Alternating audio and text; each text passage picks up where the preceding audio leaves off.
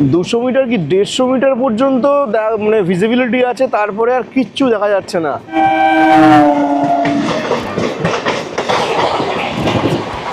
কয়েকদিনের ছুটিতে কলকাতা থেকে বেরিয়ে পড়েছিলাম বুদ্ধগয়ার উদ্দেশ্যে। হাওড়া থেকে মুম্বাই মেলে চেপে পৌঁছে গেছিলাম বুদ্ধগয়া। ঘুরে দেখেছি বুদ্ধগয়ার চারিপাশ। সেই নিয়ে শুরু হচ্ছে বুদ্ধগয়া ভ্রমণের আজকের প্রথম পর্ব।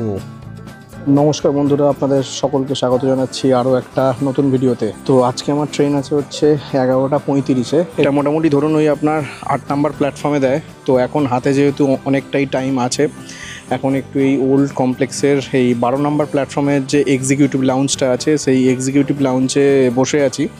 তো এখানের 1 ঘন্টার ভাড়া মোটামুটি ওই 50 টাকার কাছাকাছি। তো এখানে কিন্তু আপনারা এই রকম সিট পেয়ে যাবেন, এই রকম সিঙ্গেল সিট আছে এবং এখানে খাবারও অপশান আছে। আর চাইলে কিন্তু এখানে ডরমেটরি রুমেরও ব্যবস্থা আছে। পাশেই হচ্ছে জনআহার আছে, সেখান থেকে আজকে রাতের খাবারও নিয়ে নিয়েছি। সচরাচর কিন্তু আপনারাও জানেন যে PQWL এর টিকিট কিন্তু কনফার্ম হওয়ার খুব চাপের, কারণ আমি যখন টিকিট কাটি তখন আমার স্ট্যাটাস ছিল হচ্ছে PQWL 33। তো আজকে যখন 7টায় ওই 7:30 নাগাদ চার্ট কনফার্ম প্রিপেয়ার হয়েছে, তার আগে পর্যন্ত দেখছিলাম PQWL 13। কারণ এর আগে আমাদের একটা অভিজ্ঞতা আছে, উত্তরবঙ্গ এক্সপ্রেসে আমরা যাত্রা করেছিলাম। PQWL 1, 2, 3, 4 ছিল ট্রেনের স্ট্যাটাস, মানে টিকিটের স্ট্যাটাস। বাট সেখানে কিন্তু 2খানা টিকিট কনফার্ম হয়েছিল, মানে 1 আর 2টা কনফার্ম হয়েছিল, 3, 4 কিন্তু কনফার্ম হয়নি। মানে দুটো সিটে আমরা 4 জন যাত্রা করেছিলাম। বাট জানি না এটা কি অলৌকিক ব্যাপার, এবারের টিকিটটা 5 মিনিট চার্ট প্রিপেয়ারের 5 মিনিট আগে পর্যন্ত PQWL 13 ছিল, সে জায়গায় কিন্তু এখন পুরো টিকিটটা কিন্তু কনফার্ম হয়ে গেছে। মানে এইটা একটা বেশ ভালো খবর। যেটা আর একটা কথা বলে রাখি, এর আগেও কিন্তু আপনাদেরকে এই যে মেক মাই ট্রিপের যে ওনাদের যে সার্ভিসটা, যে ট্রিপ গ্যারেন্টি ফিচার্সের যে সার্ভিসটা, সেই সম্পর্কে কিন্তু আপনাদের অবগত করেছিলাম। আর এবারের টিকিটটাও কিন্তু আমি কেটেছি হচ্ছে ওই মেক মাই ট্রিপ গ্যারেন্টি ফিচার্স অ্যাপ্লাই করে।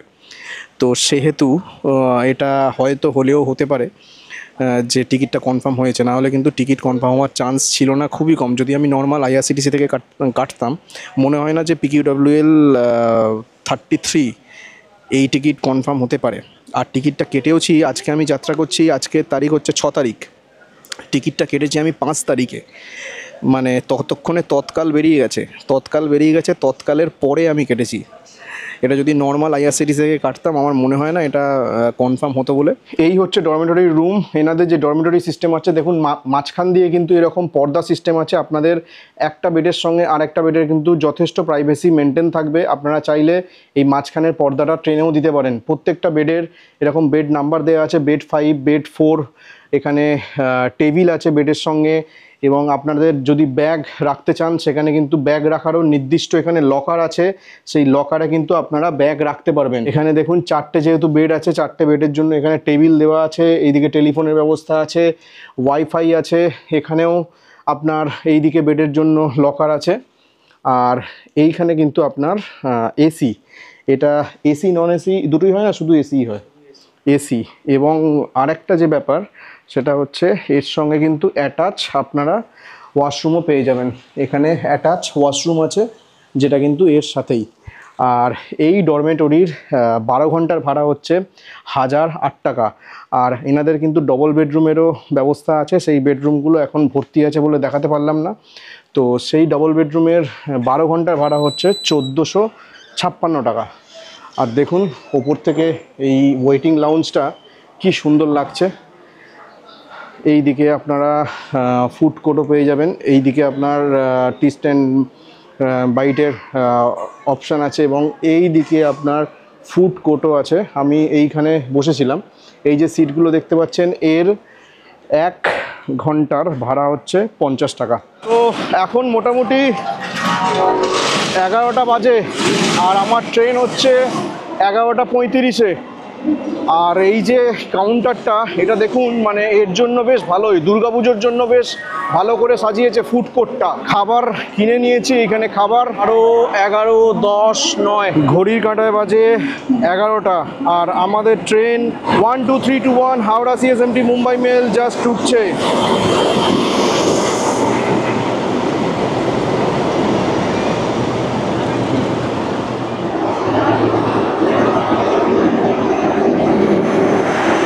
নম্বর প্ল্যাটফর্ম দিয়ে ঢুকেই সামনে পড়বে হচ্ছে আপনার এসি কম্পার্টমেন্টগুলো।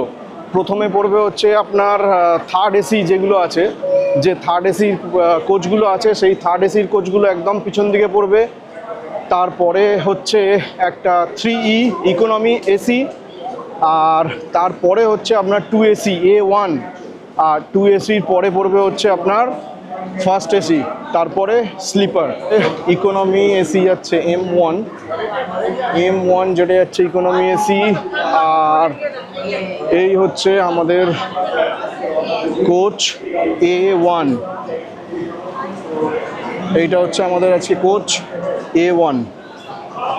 মানে একটা জিনিস দেখুন, ট্রেনের গায়ে পুরো মহারাষ্ট্র ট্যুরিজমের স্টিকারে পুরো ভর্তি করে দিয়েছে। যেহেতু এটা মুম্বাই মেল, পুরো মহারাষ্ট্র ট্যুরিজমের স্টিকারে পুরো ভর্তি করে দিয়েছে।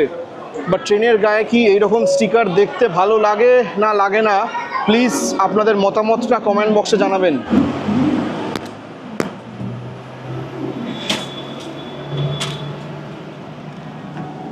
চৌত্রিশ পড়েছে হচ্ছে সাইড আপার। এখানে দেখতে পাচ্ছেন একটা মিরর উপরে দেওয়া আছে, একটা র্যাক যেখানে লিনেনগুলো রাখা আছে, আর এইখানে আছে পর্দা, আর নিচে দেওয়া আছে একটা টেবিল। এইখানে আছে হচ্ছে একটি রিডিং লাইট, যেটা হচ্ছে লোয়ার বার্থের জন্য। আর এই উপরে দেখতে পাচ্ছি আছে হচ্ছে একটি প্লাগ পয়েন্ট, এবং এখানে আছে একটি হ্যাঙ্গার, আপনি কিছু জিনিসপত্র এখানে কিন্তু ঝুলিয়ে রাখতে পারেন। আর সাথে দিয়েছে হচ্ছে একটি বালিশ আর কম্বল। হাওড়া থেকে শুরু করে মুম্বাই পর্যন্ত এই যাত্রাপথ হচ্ছে 2161 কিলোমিটার।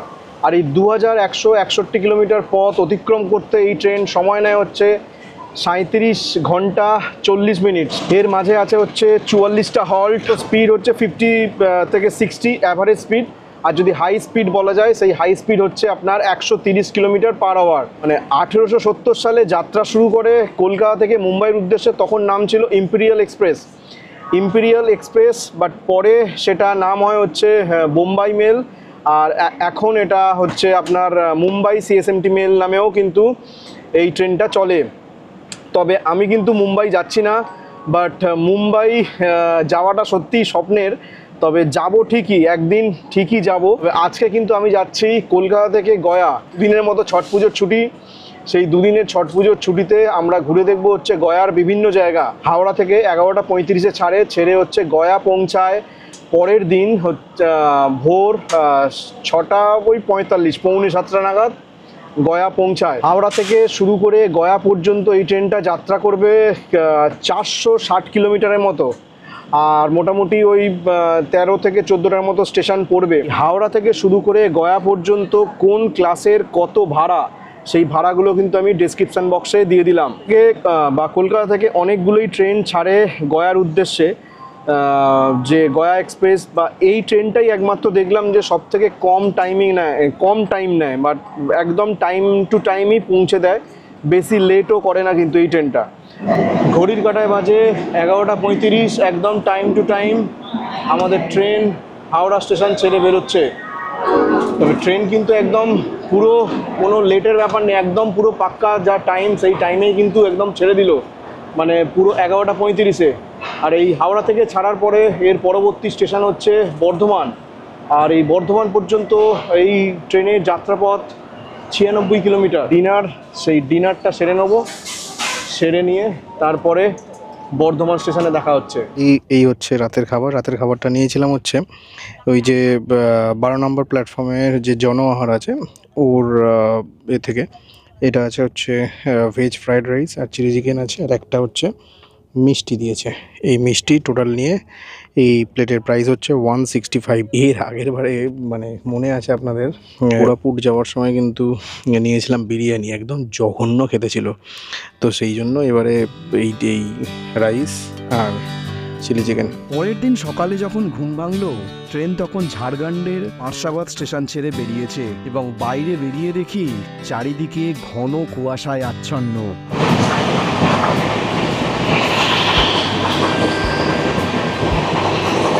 বাইরেটা কিন্তু এখন বেশ কুয়াশা। রাত্রিবেলা মোটামুটি ঘুম ঠিকঠাকই হয়েছে। আর কালকে বলেছিলাম যে বর্ধমানে নামবো, বাট বর্ধমানে আর নামা হয়নি। তো যাই হোক, এখন ঘড়ির কাঁটায় বাজে ওই 6:15, আর কিছুক্ষণের মধ্যে কিন্তু গয়া ঢুকে যাবে, মনে হয় বিফোর টাইমেই কিন্তু গয়া ঢুকে যাবে। ট্রেনটা কিন্তু বেশ মারাত্মক জোরে টানছে। আর একটা কথা, কাল রাতে ঘুমানোর পরে পাশের কয়েকজন যাত্রী, মানে এই ধরুন 2 এসি বা 3rd এসি বা 1st এসি মানুষ কাটে একটু নিশ্চিন্তে আরামে, ঘুমটা যাতে নিশ্চিন্তে হয়, আরামে যেতে পারে।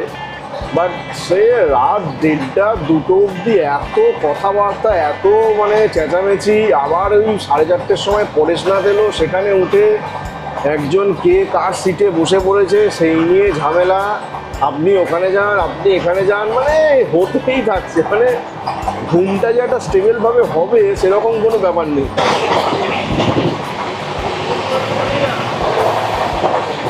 আর রাত থেকে কিন্তু একটা জিনিস দেখছি যে ট্রেনের পরিষ্কার পরিচ্ছন্নতা কিন্তু বেশ ভালোই করে চলেছেন এনারা, যে সময় মতো কিন্তু পরিষ্কার পরিচ্ছন্ন, এই জিনিসটা ক্লিনলিনেসটা কিন্তু বেশ ভালো।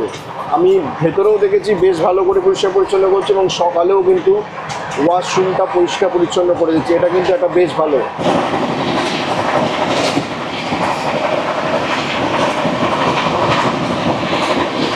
ওয়াশরুম, এখানে একটা মিরর আছে, এইদিকে সাবান আছে, সাবান রাখার জায়গা আছে কিন্তু সাবান নেই, এদিকে কল আছে, বেসিন আছে, এদিকে চার্জার পয়েন্ট আছে বাট খারাপ। আর এটা হচ্ছে ইন্ডিয়ান টয়লেট, এদিকে চুচু কল, এদিকে মগ আছে, পরিষ্কার পরিচ্ছন্ন। কালকে সারা রাত চলার পরেও কিন্তু বাথরুমটা বেশ পরিষ্কার পরিচ্ছন্ন।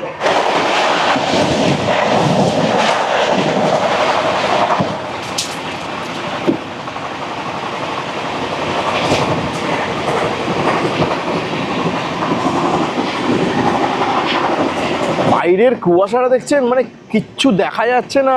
200 মিটার কি 150 মিটার পর্যন্ত মানে ভিজিবিলিটি আছে, তারপরে আর কিচ্ছু দেখা যাচ্ছে না। মানে সত্যি এই দিককারের কুয়াশা কিন্তু বেশ ঘন মানে মারাত্মক কুয়াশা।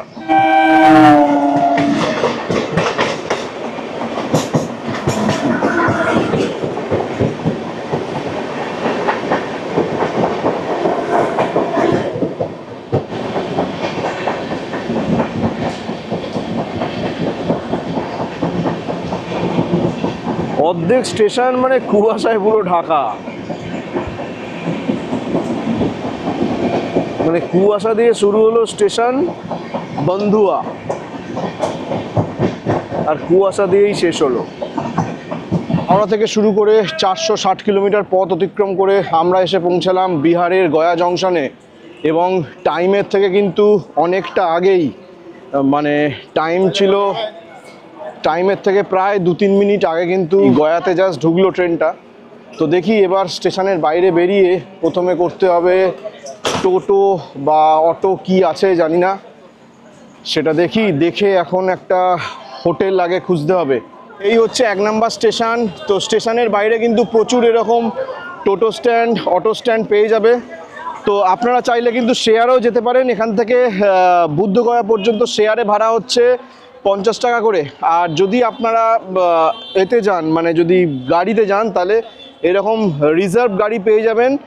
এই রিজার্ভ গাড়ি করলে কিন্তু ওই আপনার 300 থেকে 350 টাকার মতো পড়বে। তো এখন মানে আপনার শেয়ারের যে লাইন, শেয়ারের প্রচুর লাইন পড়েছে, তো সেই জন্য বাধ্য হয়ে এই গাড়ি করতে হলো। আমি হোটেলটা বুক করলাম, এমএমটি থেকে একটা ভালো ডিল পেয়েছি, তো সেইখানেই আজকে যাব। আর এখানে বেসিক্যালি বোধগয়ার যে বোধগয়া হোটেলগুলোর কিন্তু বেশিরভাগ হোটেলগুলোর চেক আউট কিন্তু 12টা। তো এখন তো অনেকটাই আগে চলে এসেছি। দেখি বিহারে পা দিয়েও একজন বাঙালি দাদার সাথে আলাপ হলো, মানে যার অটো করে যাচ্ছি, ওনার নাম হচ্ছে রাজা বিশ্বাস, ওনার নাম হচ্ছে রাজা বিশ্বাস। তো জাস্ট কথা বলতে বলতে আলাপ হলো। আর আজকে কিন্তু বিহারের ছট পুজো, তো সেটাও কিন্তু একটা বড় অ্যাট্রাকশান। জানি না কতগুলো ট্যুরিস্ট স্পট খোলা থাকবে কি না, বাট চলে এসেছি, দেখা যাক ভাগ্যে কি আছে। তো দাদার নাম্বারটা আমি ডেসক্রিপশন বক্সে দিয়ে রাখবো, আপনারা চাইলে যোগাযোগ করতে পারেন।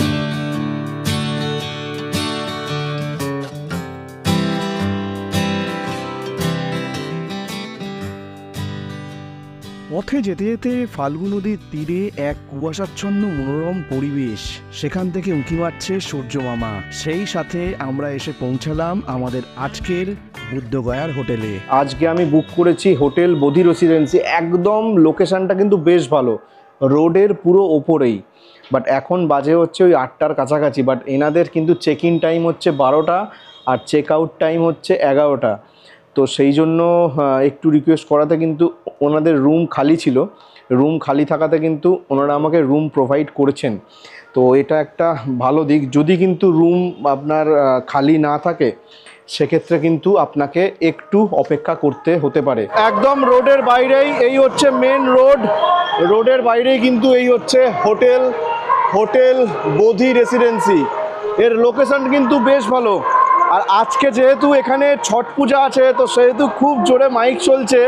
মানে আজ বিকেলে পুজো আছে এবং কালকে সকালে পুজো আছে। ওয়েটিং এরিয়া, আপনারা চাইলে কিন্তু এখানে কিছুটা সময় বসে অপেক্ষা করতে পারেন। এই হচ্ছে রিসেপশন। আর এই ভাইয়ার নাম হচ্ছে, ভাইয়া আপনার নাম? সন্তোষ ভাইয়া। এই সন্তোষ ভাইয়া। তো এই নাম্বার সমস্ত কিছু দেওয়া থাকবে ডেসক্রিপশান বক্সে, আপনারা চাইলে কিন্তু যোগাযোগ করতে পারেন। একদম লোকেশানটা কিন্তু বেশ ভালো এবং এখান থেকে যে মহাবোধি টেম্পল সেটাও কিন্তু খুবই কাছে। তো চলুন এবার আপনাদের একটা রুম ট্যুর দিয়ে দিই।